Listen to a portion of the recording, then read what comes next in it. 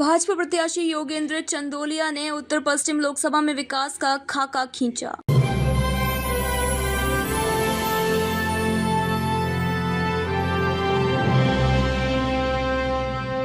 उत्तर पश्चिम लोकसभा में भाजपा प्रत्याशी योगेंद्र चंदोलिया ने रोहिणी सेक्टर 13 के डीडीए क्लब में आयोजित प्रेस वार्ता में उन्होंने मोदी जी की उपलब्धियां, आगामी विजन और लोकसभा चुनाव जीतने के बाद खुद की योजनाओं पर चर्चा की। योगेंद्र चंदोलिया ने बताया कि मोदी सरकार के पिछले कार्यकाल में महिलाओं के लिए 14 करोड़ इज्जत घर बने तथा उज्ज्वला योजना के 10 करोड़ लाभार्थी हैं। किसान सम्मान निधि योजना में सीधे खाते में रुपए आ गए हैं। 4 करोड़ लखपति दीदी बनाने की योजना है। 140 करोड़ जनता को कोविड के टीके की दोहरी डोज दिलवाई और डोज विदेश भी भेजी।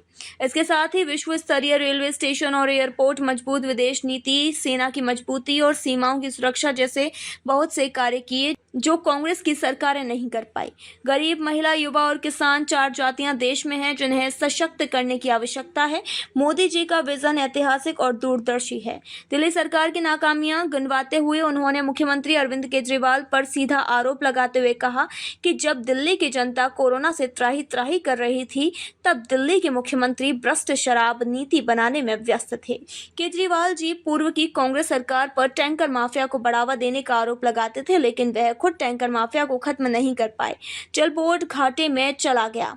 42,000 करोड़ रुपए का घोटाला जल बोर्ड में हुआ है। जिस शिक्षा का ढिंढोरा दिल्ली सरकार पीटती है उसमें स्कूल और कमरे बनाने का नाम पर घोटाला हुआ। दिल्ली सरकार ने एक भी नया राशन कार्ड नहीं बनवाया। करीब 8 लाख फॉर्म पेंडिंग पड़े हैं। अब नगर निगम में कोई कार्य नहीं हो पा रहा। केंद्र की योजना से डीडीए के माध्यम से दिल्ली में पीएम उदय योजना के अनधिकृत कॉलोनियों में रजिस्ट्री हो रही है। मोदी जी ने दिल्ली के 70 वर्ष के ऊपर के बुजुर्गों के लिए प्राइवेट अस्पतालों में मुफ्त इलाज के लिए आयुष्मान योजना लागू कर दिया है। चुनाव जीतने पर उत्तर पश्चिम लोकसभा के लिए योगेंद्र चंदोलिया ने अपना विजन बताते हुए कहा, दिल्ली सरकार ने डीएसआई ईडीसी के द्वारा बवाना में टोल टैक्स लगाया, उसे खत्म करेंगे। औद्योगिक क्षेत्र का विकास करके उन्हें सुविधाएं दी जाएंगी। इंडस्ट्रियल हब बनाया जाएगा। गांव में पानी के लिए वाटर बाड़ी का दुरुस्त करेंगे। केंद्रीय शहरी विकास मंत्री श्री हरदीप पुरी जी ने 200 करोड़ रुपए सांसद हंसराज हंस जी के लिए दिए थे। वह कार्य अभी चल रहा है, उसको तेजी से करवाएंगे। किराड़ी के रेलवे फाटक और किराड़ी में जलभराव की समस्या को प्राथमिकता से हल करेंगे। मुंडका और बेगमपुर में डीडीए के जलभराव को खत्म करेंगे। घेवरा के पास 28 एकड़ जमीन में बन रही स्पोर्ट्स यूनिवर्सिटी को शीघ्र बनाएंगे। दिल्ली में केंद्र द्वारा इतनी कार्यकुशलता से कार्य हो रहा है कि सोनीपत से इंदिरा गांधी एयरपोर्ट 27 मिनट में पहुंच जाएंगे। उत्तर पश्चिम लोकसभा में जनता के बीच मेरी उपस्थिति 100% रहेगी। उन्होंने वर्तमान कांग्रेस प्रत्याशी को आड़े हाथों लेते हुए कहा कि उन्होंने जीवन में जितने चुनाव लड़े वह हारे हैं। मोदी जी के नाम पर वह 2014 में लोकसभा का चुनाव जीते थे, लेकिन उन्होंने ठीक से क्षेत्र में कार्य नहीं किया और उनकी विभाजनकारी मार्क्सवादी मानसिकता की वजह बीजेपी ने उन्हें बाहर का रास्ता दिखाया। उत्तर पश्चिम लोकसभा की जनता उन्हें नकार रही है। कई गांवों में तो उनका घोर विरोध हो रहा है।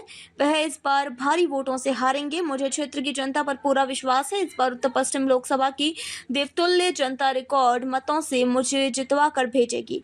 मंच पर योगेंद्र चंदोलिया के साथ लोकसभा संयोजक जय भगवान यादव, प्रभारी राजकुमार भाटिया, दिल्ली प्रदेश प्रवक्ता शुभेंदु अवस्थी, प्रदेश प्रवक्ता प्रीति अग्रवाल, लोकसभा में सोशल मीडिया का कार्य देख रही भारती और मीडिया विभाग सह प्रमुख धर्मेंद्र सूरी मौजूद थे। आकाश वर्मा की रिपोर्ट। आज सरकारी अस्पतालों के अंदर 30 से 35% तक डॉक्टर नहीं है। आज वहाँ पर पैरामेडिकल स्टाफ नहीं है। आज वहाँ पर डॉक्टर है तो दवा नहीं है और दवा है तो नकली है। इस बात पे ये शिक्षा की बात करें, शिक्षा का इतना बड़ा घोटाला, करोड़ों का घोटाला, कहा था 500 स्कूल बनाएंगे, 500 स्कूल के तो बना नहीं पाए। और उसके अलावा जिन स्कूलों में कमरों की आवश्यकता नहीं थी वहां पर 15-15, 20-20 कमरे और करोड़ों रुपए का घोटाला हुआ है। दिल्ली जल बोर्ड के नाम पर यही श्रीमान केजरीवाल साहब कहते थे कि मैं टैंकर माफिया को खत्म करूंगा। आज दिल्ली में टैंकर माफिया पनप रहा है।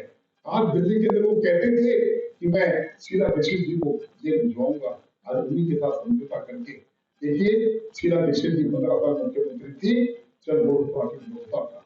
आज जल बोर्ड 82,000 करोड़ का घोटाला है। इतना इनका बड़ा पेट है कि लोगों को पानी नहीं दे पाए। आज आधी दिल्ली जो है गंदे पानी को पीने को मजबूर होती है। ऐसे बहुत सारे संकल्प है नरेंद्र मोदी जी के। नरेंद्र मोदी जी ने अयोध्या कहकर भगवान राम का मंदिर, अभी समझिए उस भगवान राम के मंदिर में लोगों की आस्था है भगवान राम के अंदर, लेकिन अयोध्या के आसपास 200 किलोमीटर के आसपास लोगों को कितना रोजगार मिला है, कितना रोजगार मिला है। और जिस प्रकार से रामनवमी में मैं अभी कुम्हार बस्ती में गया था, उन्होंने कहा अयोध्या के राम मंदिर के बाद कुम्हारों को इतना काम मिल रहा है कि नरेंद्र मोदी जो प्रजापति समाज, ओबीसी समाज, सब लोगों को अनुसूचित जाति वर्ग के लिए नरेंद्र मोदी जी इतना काम करते हैं। उनकी जो सरकारी योजनाएं हैं, विदेश में पढ़ने के लिए बच्चों को भेजने के लिए लोन, दिल्ली के लिए लोन, ऐसे प्रधानमंत्री की गरीब योजनाएं हैं, उससे देश बहुत ज्यादा खुश है। और इसीलिए मैं जहां भी जा रहा हूँ नरेंद्र मोदी कर रहे हैं, ये आपके सामने मोदी जी के संकल्प है। मैं आपको और भी चाहेंगे तो और भी उनके संकल्प बता सकता हूँ कि देश के अंदर 10 करोड़ बहनों को उज्ज्वला योजना के कनेक्शन दिए।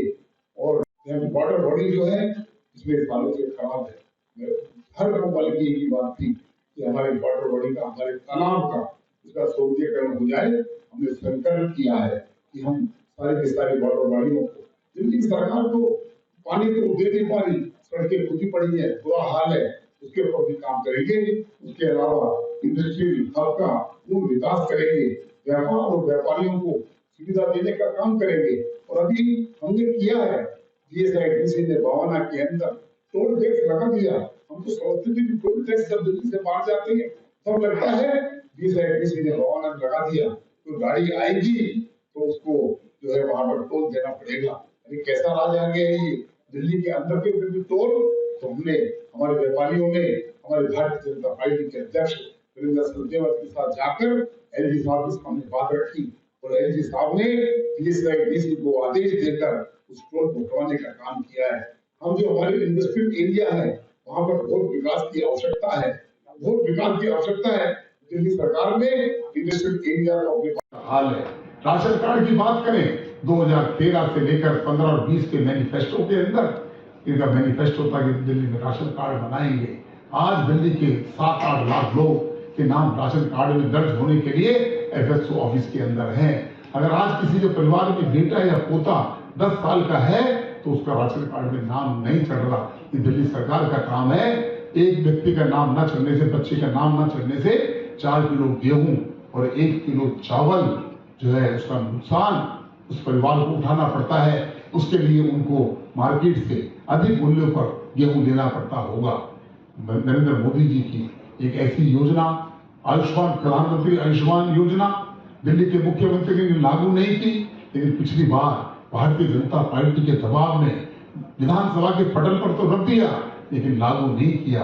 उसके अंदर जो गरीब लोग हैं जिनको 5 लाख का कवर उनको गारंटी मिलती, उनको गारंटी मिलती कि वह जो है इलाज कराने के लिए, और इलाज अगर उनको वो कार्ड मिलेगा तो उनका इलाज संजय गांधी अस्पताल में नहीं, डॉक्टर अंबेडकर अस्पताल में नहीं, गुरु तेग बहादुर में नहीं, वेदांता, फोर्टिस, अपोलो ऐसे अस्पतालों के अंदर वह जाकर अपना इलाज करा सकते थे।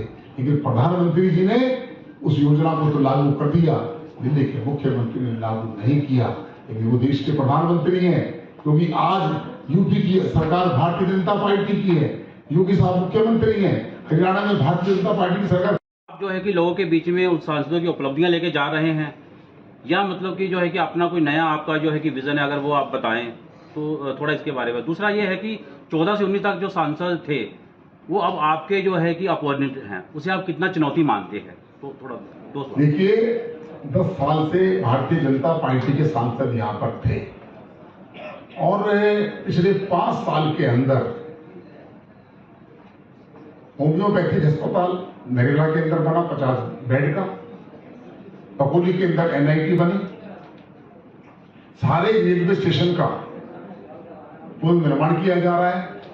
ये नरेंद्र मोदी जी की उपलब्धियां हैं।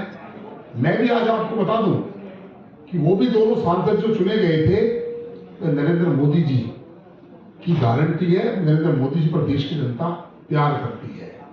और 2014 से 19 तक जो सांसद थे, अगर पार्टी भारतीय जनता पार्टी ने 10 साल से ये सीट जो है भाजपा के पास ही रही है। पहले उदित राज रहे और उसके बाद जो है हंसराज हंस रहे। हंसराज हंस को तो फरीदकोट भेज दिया गया, लेकिन अब सवाल ये है कि जो खलबली उदित राज जो है साझा उम्मीदवार जो है बने हुए हैं, वहां से 2 इस्तीफे जो है उनकी पार्टी से हो गए हैं, नसीब सिंह और नीरज बसोया का, और अरविंदर सिंह लवली पहले इस्तीफा दे चुके हैं। अब ये कहा जा रहा है कि भारतीय जनता पार्टी ही ये जो खेल सारा का सारा जो है वो करवा रही है, विपक्ष को जो है वो कमजोर कर रही है। इसको किस तरह से देखते हैं? और आपने जिन समस्याओं का जिक्र किया कि नारकीय जीवन बना हुआ है, आप किस तरह से वो जो किराड़ी विधानसभा क्षेत्र के अंदर जो लोग किराड़ी के अंदर रहते हैं वहां पे नारकीय जीवन है, किस तरह से उन सब चीजों को आप समस्याओं का समाधान करेंगे?